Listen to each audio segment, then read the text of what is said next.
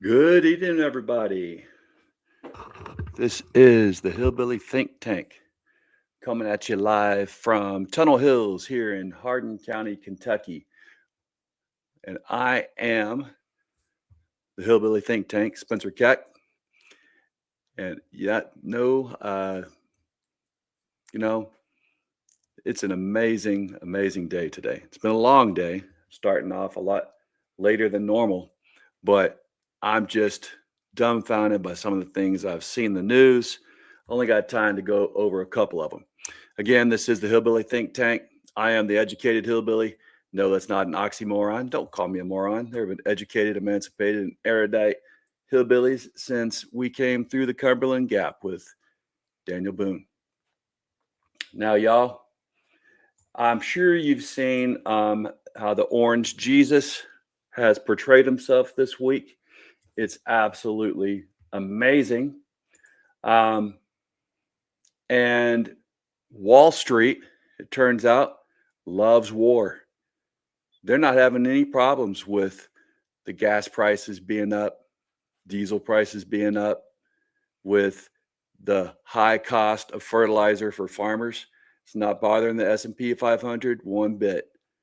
They're making lots of dough off of this. And if you don't believe it, just look at some of their, best magazines, Fortune 500, Forbes. You can read all about it there. For instance, one of the last notes in one of the articles I read in Forbes said, Wall Street calls it the taco trade.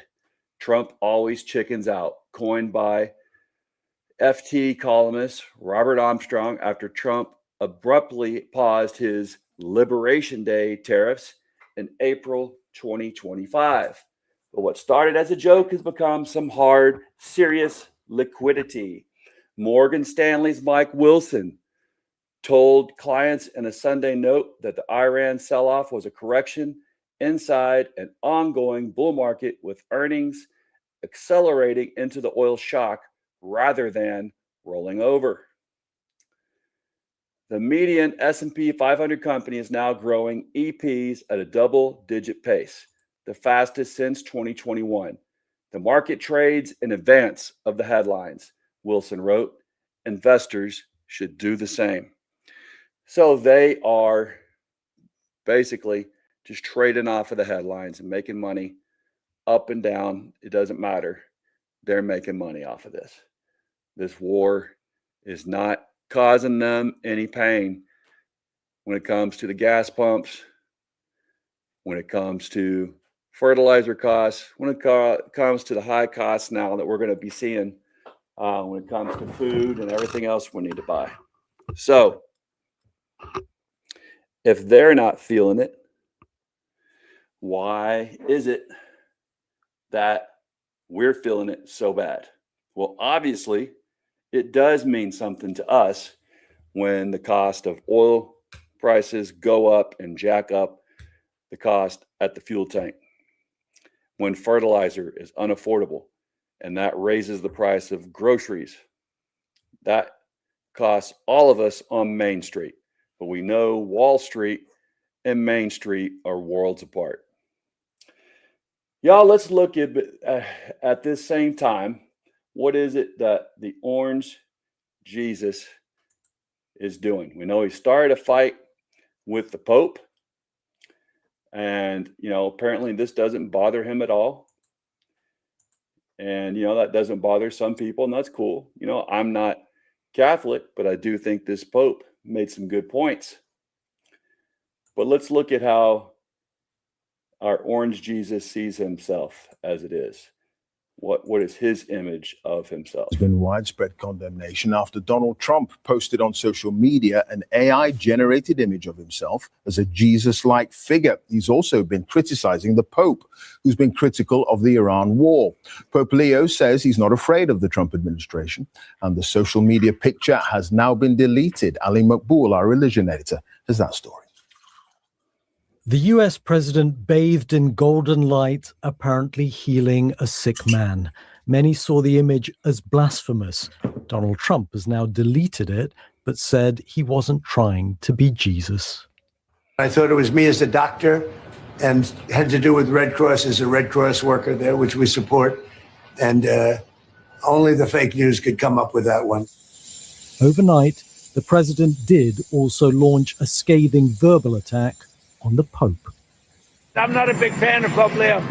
He's a very liberal person, and he's a man that doesn't believe in stopping crime. He's a man that doesn't think that we should be toying with a country that wants a nuclear weapon so they can blow up the world. I'm not a fan of Pope Leo. It's all come because of the Pope's clear and vocal opposition to the war in Iran. Throughout recent weeks, including in his Easter message, he's talked of unjustifiable civilian deaths.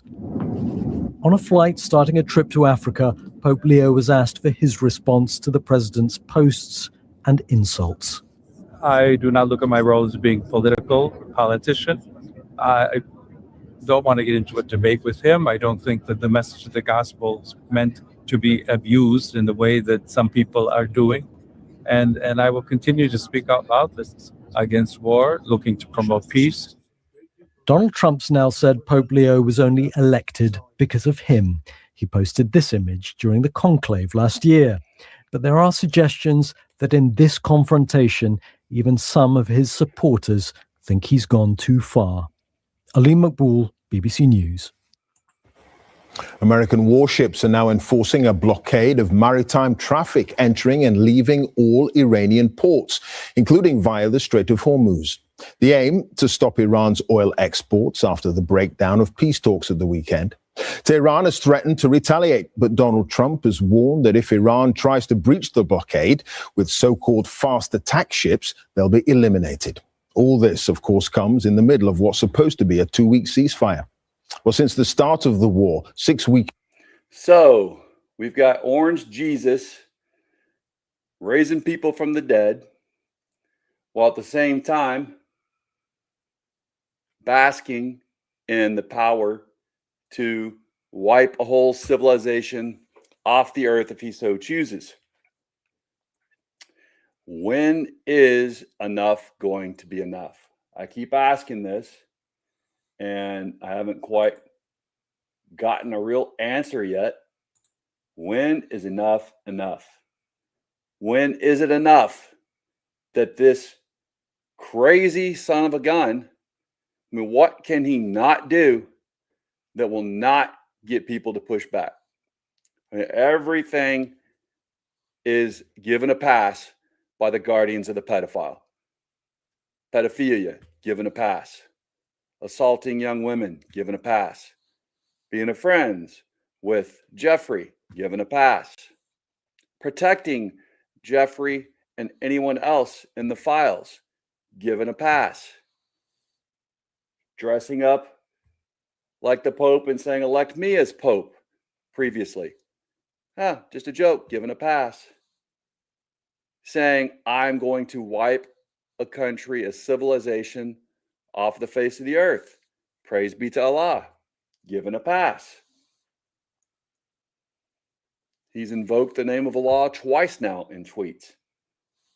Given a pass.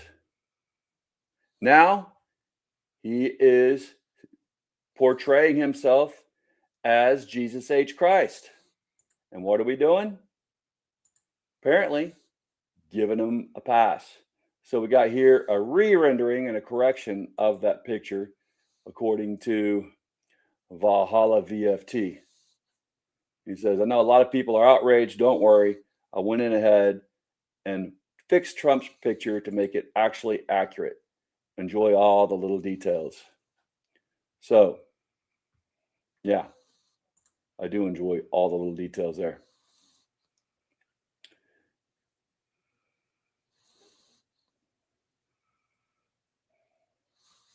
Now, and other news worldwide, Hungary, this is the way they looked once they got rid of their 16-year MAGA reign by a MAGA dictator that J.D. Vance, Marco Rubio, and many others went over and campaigned for, but their guy lost.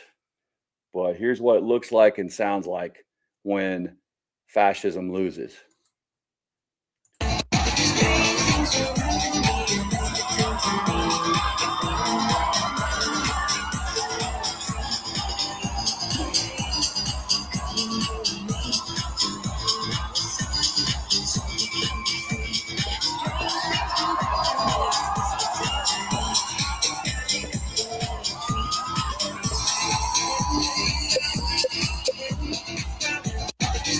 So they can even dance better than Trump's jerk-off dance. That's pretty awesome. Yeah, that's just one look at how the world is now treating this idiocracy. Complete and utter idiocracy. All right, now, so it turns out, I guess, that Trump, while the troops are off in danger, we're at a tenuous and pretty rocky ceasefire period. He decides it's time to go out there and hang out with, the UFC crowd and Dana White, right? All right, look over here at Jim C. But he thought he was a doctor. Oh, cute. Such joy, right? Well, let's go see him another joyous occasion for himself in his self-aggrandizement tour. He's just so good at that, I'm not sure what this does for our nation, but hey, he's good at it. We elected a grandizer in chief. President Donald Trump was booed entering UFC 327 in Miami. The appearance came amid a ceasefire in the U.S.-Israel war on Iran. Online, some mocked the walk-in with UFC's Dana White and empty seats. One post called it about as pathetic as it gets, and another noted he got booed. Dana White had confirmed Trump's attendance on a live stream with Aiden Ross. At UFC in Miami in April 25, Trump was greeted with a standing ovation and cheers of USA. Yeah. I do not know who was more disturbed by Donald Trump today, Maria Bartiromo or J.D. Vance. Because on one hand, Maria Bartiromo watched in shock, just could not believe her eyes. Her eyes were actually bulging during her entire interview with Donald Trump because of the wild shit he was saying about his new plan for negotiations with Iran. But of course, on the other hand, J.D. Vance is trying to make those negotiations work as Donald Trump continues to post mocking, humiliating, and kind of attacking him. Vance is watching his political career fall apart, and Maria had to watch silently as Donald Trump's did as well. And the worst interview I've ever seen him give on Fox. And it started off just as badly as possible, with Trump admitting that his vice president is negotiating from a place of weakness when he had this to say about Iran. Well, they reacted, it was very interesting. It started off weak. They came in like they had the cards, but they don't have the cards. Their army, their whole military is obliterated. The whole place is obliterated. And, as you know, levels of leaders are gone. They're literally gone. So if everything's obliterated in Iran, then why are we even talking about negotiations? We are under control. There's nobody stopping us from bringing ships through the Straits of Hormuz, right? Isn't that what we've been led to believe? We won. Why are we even negotiating if we won, if we obliterated them, as he says? Khomeini's gone. The whole thing is gone. The whole place is gone. They have one thing that they can do. They can say, well, gee, we're going to put a mine someplace just a mine. We'll drop 1 mine, 2 mines, 10 mines. And that will, if you have a ship that costs $1 billion, you'll say, well, I prefer not getting whacked by a mine, losing my ship or damaging it badly. So, again, a couple things here. Number one, we got rid of Khomeini and replaced him with Khomeini Jr. Got rid of the 86-some-year-old Khomeini, got a younger 40-some-year-old Khomeini. What's the difference? Regime is still there. And he says, just one little floating mine. Oh, really? Well, I've seen what mines can do in combat. When I was in the first Gulf War, I was right there when we got 14 mines nearly hit us. One came within 8 feet. One day we had 3 to 4 mines. Seems like every time it was time for chow, we had to go to general quarters, battle stations. And that day went by in terror. That night, the USS Tripoli and other ships got hit by mines. And that's not a small little thing to talk about. That was in the first Gulf War. Here we are again, and he's acting as if it's just a nuisance, mines. What an absolute idiotic statement. And so that's a little bit of a thing that they can do, and that it's military might and military power don't do it, but, you know, it's extortion, and they're extorting the world. You know, we don't get our oil from there. We have so much, we have, and one thing you said, is I don't know if anybody heard it well, but we have boats pouring up to the United States. They'll be filling them up, and they'll be leaving, and they're going to be packed with the best oil you can get, light, sweet crude. They're going to have the best oil that you can get.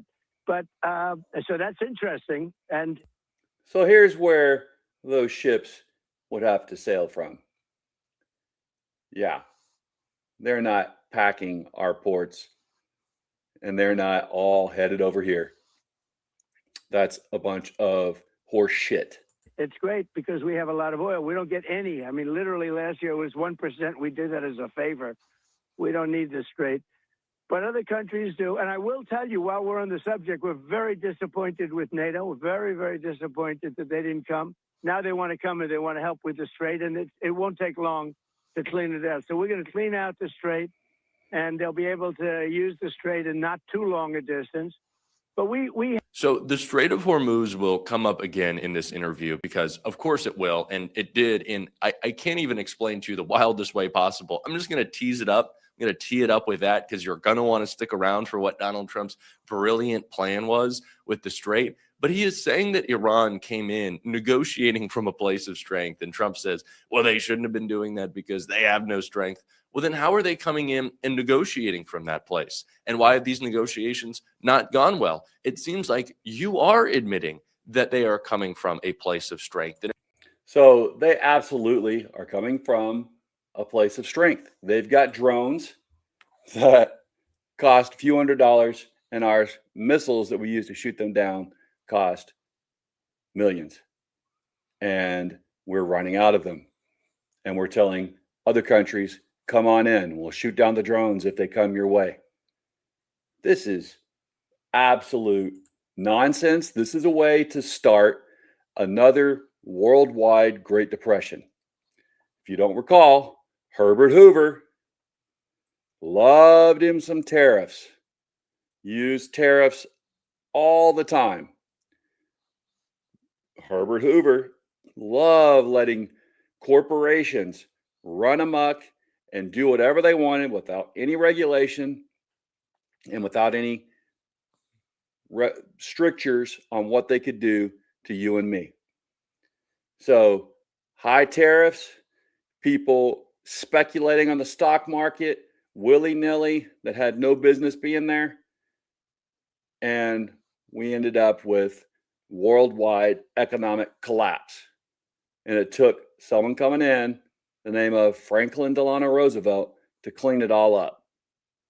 But Herbert Hoover, he was a strong-handed president, sent in United States troops to clear out veterans who were marching in D.C., demanding some payment, some relief from the Great Depression after they had fought so valiantly in World War I. And here we go again.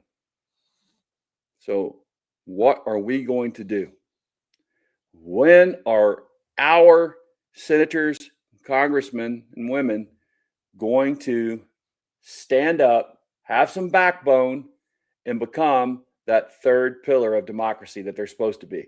They're supposed to be 3 branches, and they're all supposed to be checks and balances on the other. We don't have it. We've got an autocrat that is out of control.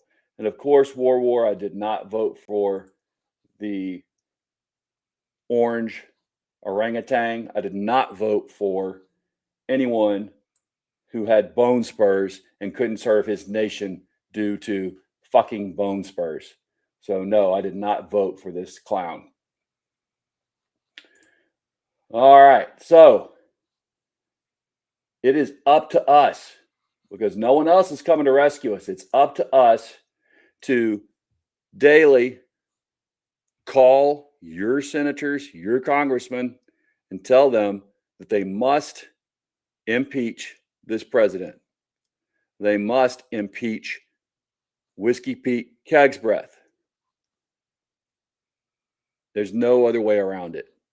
If we don't want worldwide economic collapse, in addition to what we're already having collapse locally, we've got to vote out all the guardians of the pedophiles. Again, it's not left versus right. It's not Democrat versus Republican. It is those of us who have had enough with the billionaire elites getting away with crimes and telling us that we're going to pay for everything that they break. And that's what's happening right now. That is our modus operandi. Wall Street is prospering well, while Main Street is suffering. And no one seems willing to stand up for what is actually needed in this nation. So we've got to vote out the absolute idiots. All right. So War says people can't stomach it, but they should have voted for Kamala. This administration has taken down an empire. Yeah, I agree. T-Dot. I eat or Tolan, whatever that is. Okay. All right. So in the meantime, let's look at how much taxes Elon Musk is actually paying. What is his getaway from all of this? And is he paying his fair share? So Musk is now worth over $800 billion. Tesla reported paying zero federal income tax on $5.7 billion of U.S. income in 2025. Meanwhile, millions of Americans are living paycheck to paycheck, and household debt has risen to a record high. This is what we mean when we say the system is rigged. Does anyone have any doubt about that? So here's another take on Trump's meme. Beware of false prophets who come to you in sheep's clothing, but inwardly are ravenous wolves. You mean like him? Yeah. Nowhere on earth does that look like a doctor. And to act like it does is absolute insanity. But I guess we've all gone insane, maybe. Here we go. Here he is as a doctor. Sir, can we help you? No, I work here. So yeah, I guess this is how he saw himself. Excellent. Yeah. That's how we're all supposed to see him. Yep. All right. Eddie says, did your taxes go up? Or war? Eddie, if they haven't now, they will. Yeah. So we know that they wrote the taxes to where they'll go up after the next election cycle. They'll wait until everybody is stupid enough to think that those tax breaks were for the middle class forever. No, they only wrote the forever tax breaks for the billionaire class. You and me, we'll see our taxes go up after the election cycle when they think that we've forgotten about it. And it won't matter anymore because we've already voted for them again. And again, my taxes going up or down, that's, nothing compared to the world chaos that we've got right now.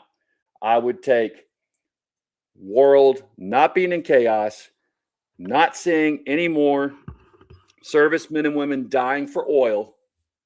I'd see my taxes go up slightly for that. That's something I'm willing to pay for. Eddie, too cool. Trump did not come in sheep's clothing. Trump came in roaring like a lion. That the scriptures to read. Oh, okay. All right. Yeah. Never. He's the Lamb of God, but okay. If he's going to be that lamb eating lion, go for it. I didn't see that in any of my scriptures. Show me the chapter and verse in the New Testament saying that is what's going on. That's how he came in.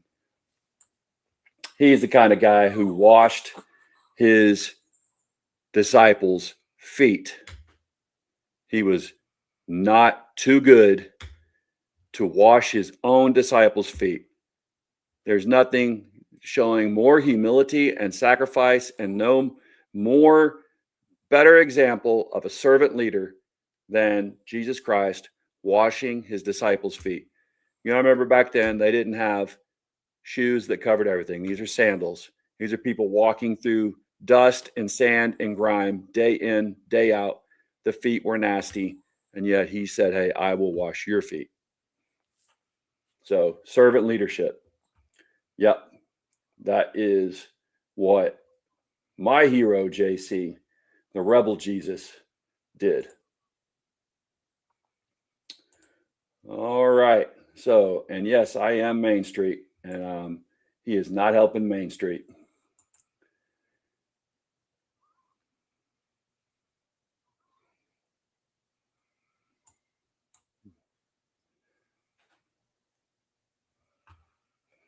All right, y'all. If it's just not obvious enough by now, I got one of these. You know, this guy is all about himself and nothing else. I don't know what we can do to prove it, you know, to make you say, hey, yeah, you're right. I'm not doing better. The world's not doing better. And we're threatening nuclear annihilation of a country. That's the only way you can wipe a civilization that size off the map. And we all know it. So we're talking real danger. We're not talking someone who is there with all of his marbles. So regardless of what his sycophants like to say. All right. So U.S. blockade of Iran will be a major military endeavor, analysts say. And it absolutely will. Absolutely will. So, all right, y'all. Remember, the only way we can make it through this is together. So, united we stand, divided we fall. We can only do that if we're our brother's keeper and our sister's keeper. Y'all have a great rest of the week. Bless your corazón. And remember those troops deployed overseas. Let's keep them all close and dear to our heart, like I do. Like and subscribe. Have an awesome one. Beans shipping cross country on refrigerated trucks. And third, they take long and cooked than modern bush beans. In the 50s and 60s, convenience became king and TV did it. Soaking overnight got made but here's what they old-fashioned means it actually works. Your great-grandfather didn't grow salad runners because they were tender. He grew them because when the bank foreclosed on farms across the